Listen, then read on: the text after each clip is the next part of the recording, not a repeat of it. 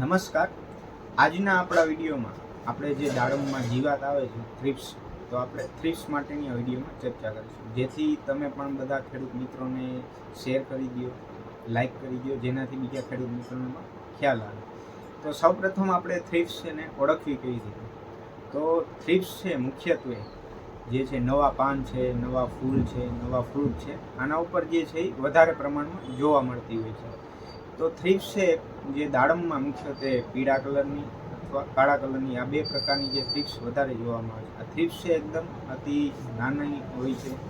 આ સિવાય વાત કરીએ તો પાનની નીચેની સપાટી પર જે છે એ ઝડપથી ફરતી હોય છે. આ રીતે આપણે જોવા મળતી હોય છે. હવે વાત કરીએ કે નુકસાન કેવી રીતે પહોંચાડે, તો મુખ્યત્વે આપણે વાત કરી કે નવા ફૂલ છે, નવા ફળ છે, નવા પાન છે, એના ઉપર વધારે પડતી જોવા મળતી હોય છે. જેને હિસાબે છે એ નવા પાનને એમાંથી રસ ચૂસે છે. જેને હિસાબે જો ખૂબ જ વધારે પડતો એટેક હોય તો ઘણીવાર નવા પાન છે એકદમ જે બળી ગયા હોય એ રીતનું પણ દેખાતું હોય છે.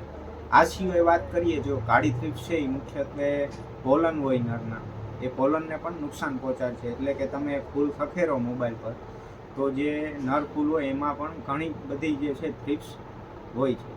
હવે આપને એવું લાગતું હોય કે ઘણીવાર કે આ થ્રિપ્સ નુકસાન નથી પહોંચાડે, પરંતુ જેનો પોલન પાવડર છે એમાં પણ જે છે ઘણો બધો એનો નાશ કરે છે. તો જે આપણે વાત કરી કે ભાઈ નવા પાન છે તો એને ટુકડાવી નાખે છે. આ સિવાય ફૂલ અને ફ્રૂટ પર જો એ વધારે પડતો એટેક હોય તો જે ફૂલ છે એ ખરવાના પણ ચાન્સ બને છે.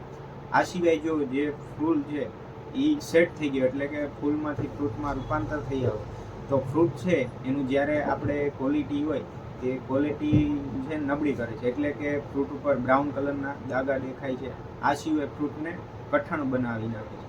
એટલે કે જે ફ્રૂટ કઠણ બને તો જે છે એ શિયાળામાં ફાટવાના પણ પ્રશ્ન બનતા હોય છે.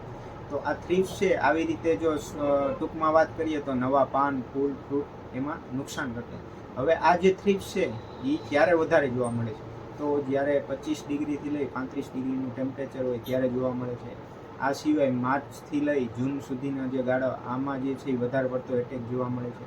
આ સિવાય સપ્ટેમ્બરથી ઓક્ટોબર છે ત્યારે પણ આ થ્રિપ્સનો એટેક ખૂબ વધારે પ્રમાણમાં જોવા મળતા હોય છે. એની જે લાઈફ સાયકલની વાત કરીએ તો 12 થી 15 દિવસની છે, જેમાં ઈંડા છે, લાર્વા છે, પુપા છે, એડલ્ટ છે, આ પ્રકારની જે છે એની લાઈફ સાયકલ છે. જો આપણે થ્રિપ્સ છે એનો સમયસર ન કંટ્રોલ કરીએ તો ખૂબ ભયંકર જે છે એ પરિણામો મળતા હોય છે. તો આપણે જે છે એનો સમયસર કંટ્રોલ કરવો જોઈએ, જેનાથી આપણે નવી આવનારી સિઝનમાં ઘણા બધા ફાયદાઓ થાય છે. તો આપણે જે છે ખાસ કરીને જે નવું પાન છે, નવું ફૂલ છે, એનું આપણે 2-3 દિવસે ચકાસણી કરવી જોઈએ, અથવા તો 3-4 દિવસે જે છે એ આપણે નવા પાનની શરૂઆત થતી હોય, ફ્રૂટની શરૂઆત થતી હોય તો એમાં જે છે એ સમયસર પગલાં લેવા જોઈએ. કારણ કે એકવાર જે વ્યવસ્થિત આપણું ફ્રૂટ સેટ થઈ જાય ત્યારબાદ જે છે આપણે આ થ્રિપ્સનું નુકસાન બહુ ઓછા પ્રમાણમાં જોવા મળે છે. પરંતુ જે આપણે પ્લોટમાં માની લો કે ફ્રૂટ સેટ થઈ ગયા હોય અને જોતા હોય તો એ પહેલાંનું ડેમેજ હોય છે.